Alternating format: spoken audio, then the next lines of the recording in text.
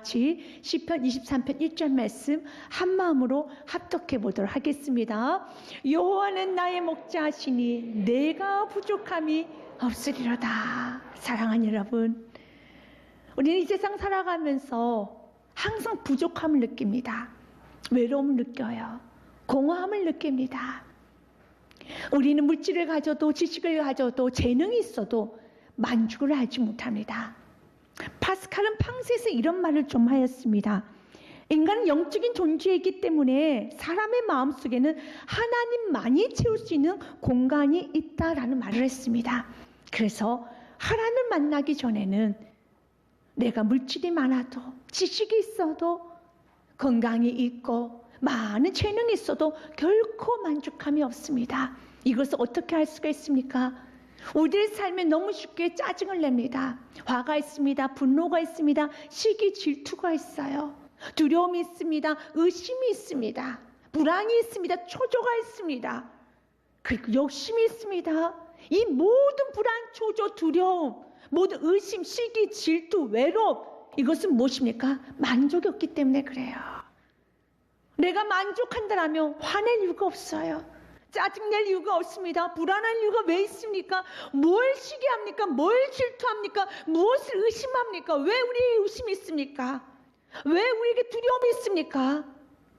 만족함이 없기 때문에, 아직 채워지지 않았기 때문에. 그러나 오늘 다윗은 말합니다. 나는 너무너무 만족합니다.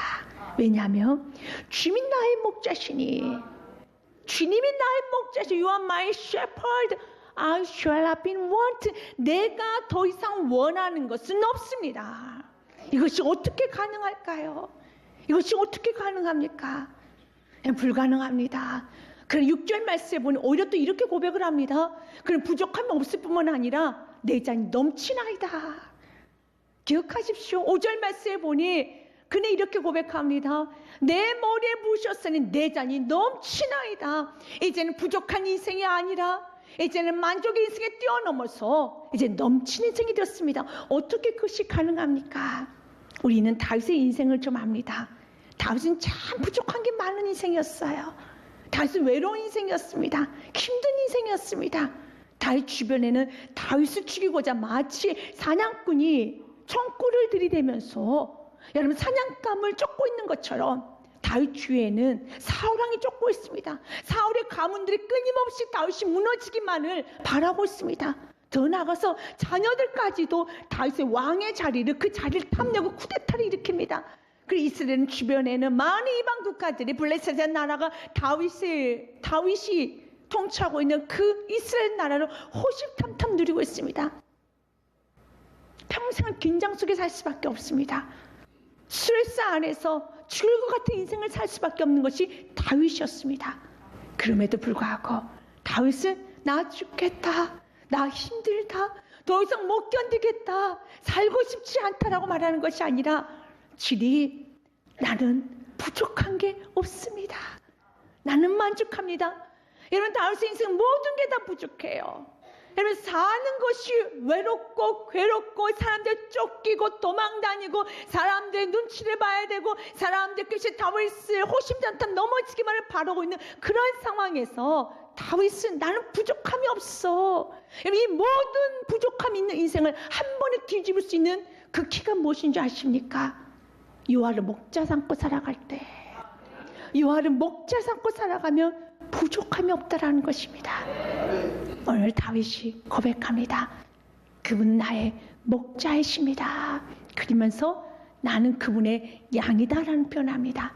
성경에서는 우리 인간을 표현할 때, 여러분, 인간은 강한 존재로 표현하지 않습니다.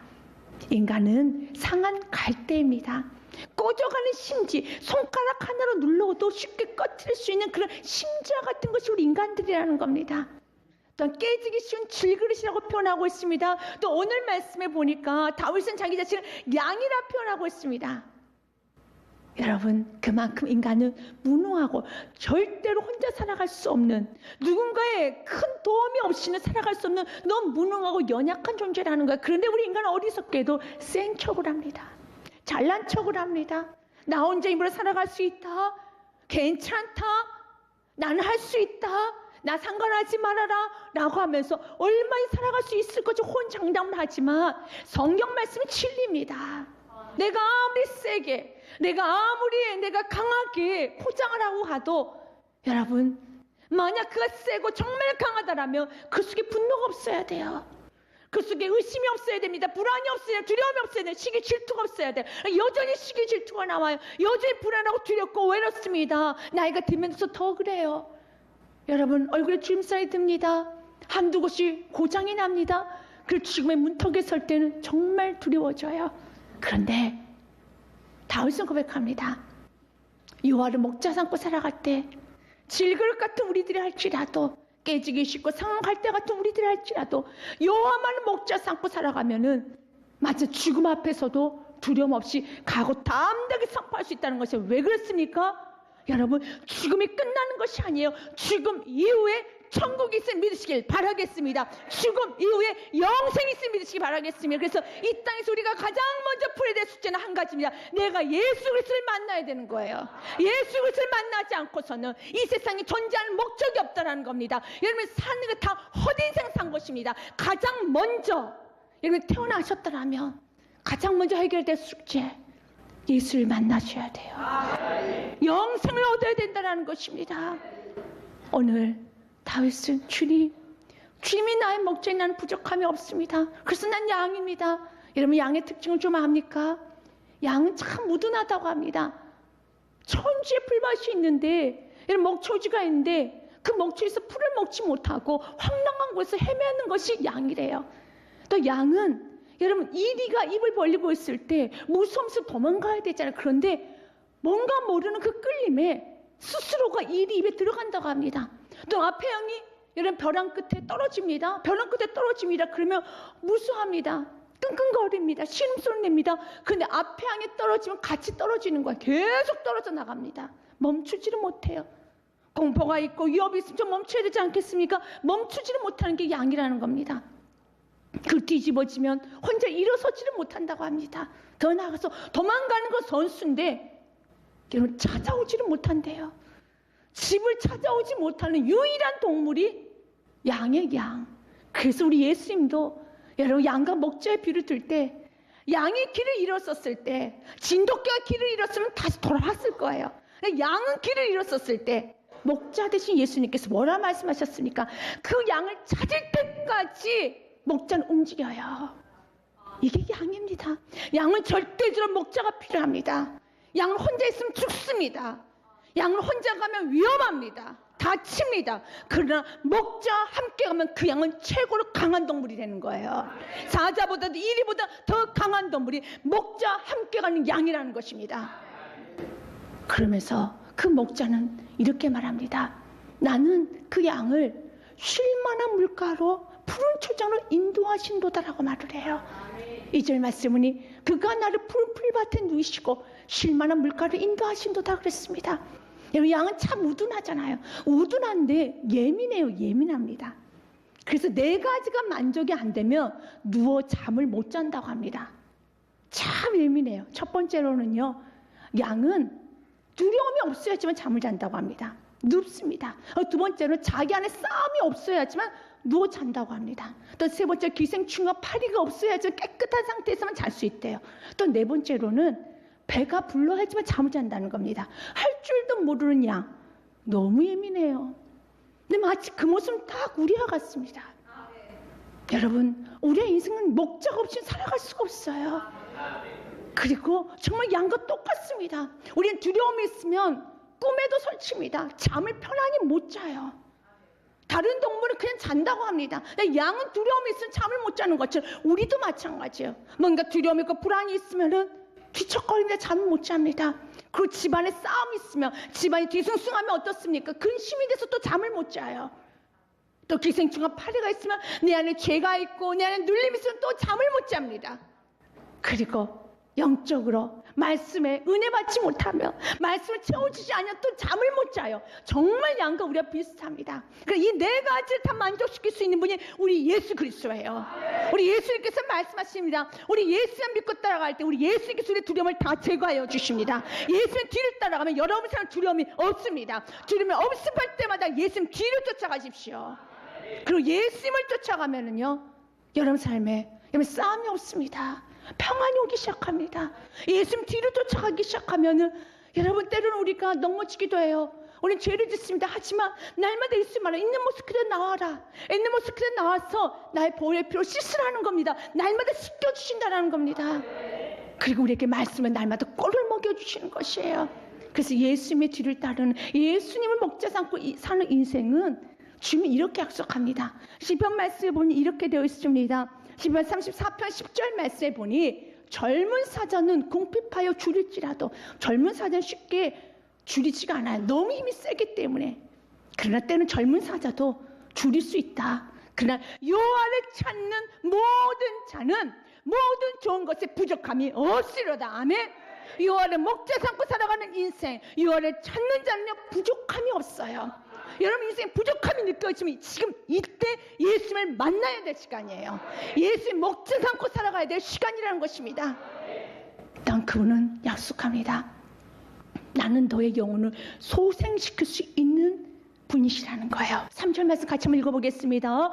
내 영혼을 소생시키시고 자기 이름을 위하여 의의 길로 인도하시노다. 우리 영혼을 소생시키실 분은 예수밖에 없습니다. 예수의 다른 곳에 우리의 영혼이 소생되지는 않습니다. 여러분, 다윗의 영혼이 어떻겠다고 여러분 생각하십니까? 다윗은 환경적으로 육신의 눈으로 보면 다윗의 영혼은 만신창이가 되었을 겁니다. 사울이 쫓아옵니다. 여러분 끝이 동굴에서 자야 되는 것입니다. 여러분 광야를 헤매고 다닙니다. 여러분 도망자의 생활을 하고 있습니다. 정말 그의 영혼은 만신창이가 됐겠죠.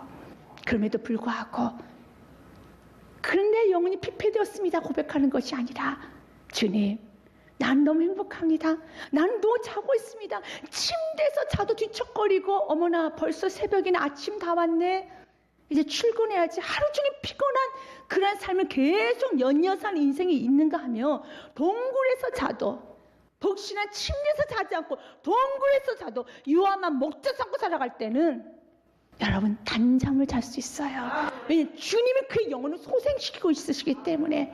우리의 피폐된 영혼, 우리가 세상적으로 살아가면서 우리는 강하지 못하기 때문에 세상을 받던 유혹, 여러분 죄로 인한 상처, 여러 가지 사람들의 부정적인 비난, 또 자신의 죄로 인한 실패, 욕심으로 인한 자기의 강함, 여러 가지 것들 때문에 영혼이 다 피폐됐는데 있는 모습 그대로 마태복음 11장 28절 말씀 그대로 수고하고 무거운 짐 다 내게로 내가 너를 쉬게 하리라 라고 말씀하신 것처럼 주님께 이 모든 수고스러운 짐을 다 가지고 나올 때 여러분 우리는 쉼을 얻어요. 그리고 우리 영혼이 회복되기 시작합니다. 있는 모습 그대로, 죄진 모습 그대로, 연약한 모습 그대로, 실패한 모습 그대로, 넘어진 모습 그대로만 다 모든 짐을 가지고 주님께 나오면은 주님은 다 받아주셔요. 그대로 안아주십니다. 그래서 우리의 영혼을 소생시켜 주십니다. 고린도후서 말씀에 보면은 여러분 이런 멋진 고백이 있어요. 마치 다윗을 표현하는 것 같습니다. 우리들 그리스도인의 인생입니다. 무명한 자 같으나 다윗이 광야에 도망치는 신세, 도망자 신세, 야 무명하다, 야 불쌍하다, 안 됐다. 그러나 다윗이 안 되는 인생입니까? 쫓아오는 사울왕이 안 되는 인생이에요. 다윗이 되는 인생이죠. 무명한 자 같으나 유명한 자요, 죽은 자 같으나 보라 우리가 살아있고, 징계를 받은 자 같으나 죽임을 당하지 아니하고. 아멘. 10절 말씀 같이 읽겠습니다. 근심하는 자 같으나 항상 기뻐하고, 가난한 자 같으나 많은 삶을 부유하게 하고, 아무것도 없는 자 같으나 모든 것을 가진 줄 알다. 아멘. 왜 그렇습니까? 유아를 목자 삼고 살아갈 때 아무것도 없어 보이죠. 성경 말하는 네가 다 가지고 있어. 예수를 갖게 되면은, 예수를 목자 삼고 살아가는 인생, 가정, 사업장은 모든 것이 다 가지는 인생이에요. 결코 여러 쓰러짐이 없습니다. 왜냐면 결코 넘어짐이 없습니다. 왜? 그분은 우리의 영혼을 소생시켜 주시고, 중요하게 그분은 의의 길로만 옳은 길로만 우리를 인도하여 주세요. 지금 우리 이 나라 임직을 볼 때 어떤 마음이 듭니까? 서로 욕심이 많구나. 너무너무 자기 걸 챙기는구나. 자신 원하는 대로 권력을 남용했구나 라는 생각이 들죠. 그렇습니다. 우리 인간들이 사는 세상은 의의 길로 인도함 받을 수가 없어요. 항상 내 위주로 권면하고 내 위주로 살아가는 것이 우리가 살고 있는 이 세상이라는 겁니다. 그러나 우리 주님 우리에게 말합니다. 나는 너의 인생을 의의 길로, 옳은 길로, 진리의 길로 인도한도다. 때로는 그 길이 내 생각과 좀 틀릴 때가 있어요. 다윗은 목동이지 않았습니까? 다윗은 목동 생활을 좋아했습니다. 만족했습니다. 성실했습니다. 그러나 어느 날 하나님께서 다윗의 기름을 부어주시고 다윗을 어디로? 광야로 내보내십니다. 도망자의 신세를 살아가게 합니다. 아브라함은 어떻어요? 75세. 그는 지긋한 나이에 그곳이 너무 좋았어요. 문제 없었습니다. 그런데 어느 날 하나님께서는 그에게 말합니다. 아브라함아, 너는 본토 지파 아비집을 떠나라. 그 내가 내게 주실 땅으로 가라라고 말합니다. 한 번도 가보지 않은 땅을 저벅저벅 걸어가야 되는 겁니다. 요셉은 또 어떻습니까? 여러분, 요셉은 아버지의 사랑을 받고 채색 옷을 입고 집안에서 성실하게 모범생으로 살았습니다. 그런데 하나님은 아니야. 요셉을 데리고 애굽에 던지셨습니다. 노예 옷을 입혔습니다. 아니, 죄속까지 입히셨습니다. 모세는 어떻습니까? 40년 동안 궁정에서 있었습니다. 그는 만족했습니다. 그 안에 그 나를 열심히 살았습니다. 그러나 우리 하나님께서는 아니야, 이곳은 아니야. 그를 어디로 내보냈습니까? 광야로 내보냈습니다. 육신의 눈만으로 본다면, 인간적 눈으로만 본다면, 야, 이거 너무한 거 아니야? 이거 실패 아니야? 시간 낭비 아니야? 아닙니다. 우리는 성경을 알아요. 역시 그분의 인도함이 의의 길이셨습니다. 그분의 인도하심이 옳았습니다. 그분의 인도하심이 맞았습니다. 여러분, 다윗을 광야로 내보냈었을 때 하나님 그에게 이스라엘 왕으로 하나님 그를 세우기 원했습니다. 아브라함에게 열국의 아버지를 세우기 원했습니다. 여러분, 요셉에게는 여러분 12지파를 세우는, 형제를 세우는 여러분 귀중한 일을 감당하겠습니다. 모세는 어떻습니까? 영적 지도자로서 세우기 위해서 우리 주님 의의 길로 인도하시는 거예요. 그래서 우리 목자 되신 주님께서 좀 우회한다 할지라도, 좀 돌아서 간다 할지라도, 좀 험준한 길을 가게 한다 할지라도 그 목자 되신 예수 믿고 따르십시오. 왜냐? 그 목자 되신 예수님은 나를 위해서 생명을 버리신 분이시기 때문입니다. 그분은 우리를 만드신 분이세요. 우리의 창조주라고 하죠. 근데 그 창조주께서 하늘보자 하늘의 모든 영광을 다 버리시고 이 땅에 우리와 동일한 이렇게 우리 육신의 이 죄된 모습, 죄인의 인간의 몸으로 이 땅에 오셨습니다. 그리고 죄인들을 그대로 안으셨어요. 근데 그대로 안게 하는 죄인들을 어떻게 할 수가 없어요. 그래서 생각했습니다. 내가 이 죄를 사해 주리라. 그래서 내가 십자가에서 죽어야 되는데, 나의 죄 때문에 당연히 내가 사망의 길로 가야 되는데, 내 대신 예수님께서 십자가 위에서 대속의 제물이 되어주셨어. 그분이 흘리신 모든 보혈의 피로 인해서 나의 모든 죄가 다 깨끗이 씻겨졌다는 것입니다. 그래서 그분은 우리를 위해서 자기 생명을 내놓으며 사랑하셨습니다. 그분은 우리에게 모든 걸 다 주셨습니다. 그리고 그분은 자신을 이렇게 말합니다. 나는 그 셰퍼드, 나는 선한 목자다라는 말을 해요. 나는 선한 목자야. 그래요. 그분은 선한 목자십니다. 그분은 자신에게 자신의 생명을 우리에게 내어주셨습니다. 그러나 이 땅에 우리가 살아가는 우리들을 위해서 주님은 약속합니다. 나는 너의 선한 목자야. 요한복음 말씀에 보면 이렇게 되었습니다. 10장 11절에서 같이 읽겠습니다. 나는 선한 목자다. 선한 목자는 양들 위해 목숨을 버리거니와. 아멘. 야, 선한 목자가 어떤 자인 줄 아니? 나는 선한 목자인데 내가 너에게 가르쳐줄게. 나는 선한 목자인데, 선한 목자는 양들을 위해서 목숨을 버리는 게 선한 목자야. 아멘. 양들을 위해서요. 우리를 의의 길로 인도하시기 위해서 주님 자신의 목숨을 버리면서까지도 우리를 지켜 보호하여 주십니다. 그러면서 우리를 죄된 길로 가는 것이 아니라 의의 길로만, 올바른 길로만 가기를 우리 주님께서 올바른 길로 인도하여 주십니다. 여러분의 인생을, 가정을, 여러분의 사업자, 이 나라 이 민족에 이제 내가 움직이는 인생이 아니라 그럼 옳은 길로 못 가요. 우리 욕심이 있기 때문에 불안하고 외롭고 두렵고 의심, 시기, 질투, 우리는 너무 부족하기 때문에 채워지지 않았기 때문에 우리가 목자가 되고 선장이 되고 내가 주인이 되어 살면은 우리는 올바른 길로 갈 수 없어요. 그러나 예수님을 목자 삼고 살아가면 의의 길로 갈 수가 있습니다. 그분이 인도하시는데 그분은 우리를 지팡이와 막대기로 아니 가장 안전한 길로 인도하신대요. 4절 말씀 같이 한번 읽어보겠습니다. 내가 사막의 음침한 골짜기로 다닐지라도 해를 두려워하지 않을 것은 주께서 나와 함께 하심이라. 주의 지팡이와 막대기가 나를 안위하시나이다. 아멘. 사망이란 곳은 너무 무서워요. 너무 차갑습니다. 그 냉기가 뼛속까지 다 들어올 정도로 여러분 무섭고 아주 차갑고 견딜 수 없는 것입니다. 인생은 그런 사망의 골짜기를 지낼 때가 있어요. 우리 인생에 항상 좋은 일만 있지는 않아요. 어려움도 올 수 있습니다. 그러나 내가 사망의 음침한 골짜기, 두렵고 무섭고 그 냉기가 내 뼛속까지 들어가는 그렇게 저대로 낮은 곳에 내가 지나간다 할지라도 난 두렵지 않아. 주께서 나와 함께 하심이라. 아멘. 그래서 우리는 환경에 무너질 수 없는 존재예요. 어떤 환경도 우리 이길 수 있습니다. 여러분 인생에 좀 힘들게 살아오신 분들, 여러분 스스로 살려가면 계속 실패밖에 없습니다. 하지만 이제 목자 대신 예수님께 내가 양임을 알고 목자 뒤만 졸졸졸 쫓아가시길 바라겠습니다. 마치 어린아이가 아버지가 가자고 할 때 그 아버지의 손을 잡고 종종 따라오면서 기대하면서 나에게 아이스크림 사주려고 하나? 나에게 과자 사주려고 하나? 라고 기대하면서 쫓아 나오는 어린아이들처럼 우리 예수의 뒤를 따라가야 되는 거예요. 그리고 우리 목자 대신 우리 주님은 우리에게 말합니다.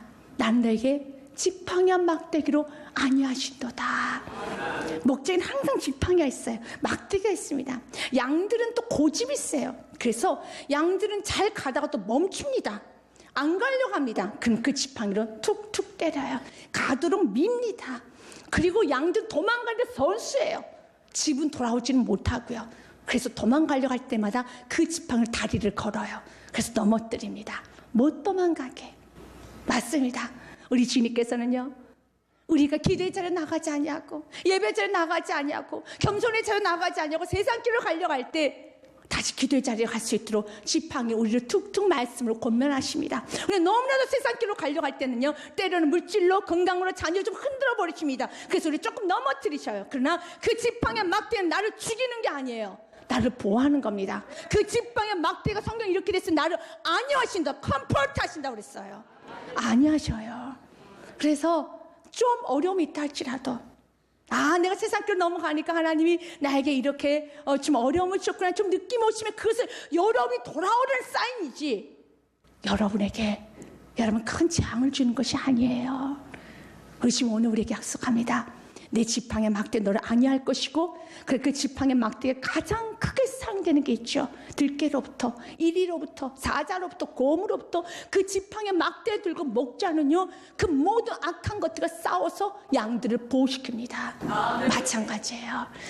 예수 그리스도 목자 삼고 살아가는 인생. 여러분 사탄 이 세상 공중곳에 잡았다고 합니다. 수많은 유혹과 수많이 공격합니다. 그 모든 공격을 우리 예수께서 친히 감당하여 주십니다. 예수께서 미리 가서 막아주십니다. 예수께서 방패막이 되어주신다는 것입니다. 그래서 우리 예수님 안에만 있으면 되는 겁니다. 그럼 우리가 무엇 해야 되겠습니까? 어려우면 예수님 도와주세요. 예수님 도와주세요. 부르짖고 기도하면 되는 거예요. 믿습니까? 시편 50편에 이렇게 되어 있습니다. 시편 50편 말씀해 보면은 15절 같이 읽겠습니다. 환난 날에 나를 부르라. 내가 너를 건지리니 내가 나를 영화롭게 하리라. 에레미야 33장 2절과 3절 말씀에도 이렇게 됐어요. 이를 행하신 여호와, 그것을 만들어 성취하신 여호와, 모든 인생의 알파 오메가 되신 여호와, 그의 이름을 여호와라. 이는 이가 이와 같이 이르시되 뭐라고 말씀하시느냐. 3절 말씀 같이 읽겠습니다. 너는 내게 부르짖으라. 내가 내게 응답하겠고 내가 알지 못하는 크고 은밀한 일을 내게 보이리라. 믿으십니까?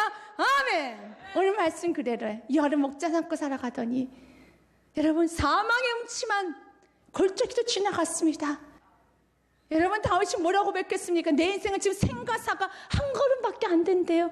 여러분, 한 걸음, 한 보법밖에 되지 않는데요. 이렇게 생사를 넘나들고 있는 그 다윗이 뭐라고 고백합니까? 난 너무 행복하다. 나는 만족이다. 오늘 말씀 그대로예요. 넌 내게 부르짖으라. 그리하면 크고 비밀은 내게 보이리라. 다윗은 이 말씀 그대로 오늘 5절 말씀에 보니, 여러분, 여호와를 목자 삼고 살아가는 인생은 결론은 한 가지예요. 승리만 있습니다. 승리만 있습니다. 그래서 여호와의 목전에서, 원수의 목전에서 상을 베푸신다고 되어 있어요. 5절 말씀, 이것이 예수 그리스도를 목자 삼고 살아가는 인생의 결론이에요. 결론이라는 것입니다. 시편 23편 5절 말씀 같이 한번 읽어보겠습니다. 주께서 내 원수의 목전에서 내게 상을 차려주시고 기름을 내 머리에 부으셨으니 내 잔이 넘치나이다. 아멘.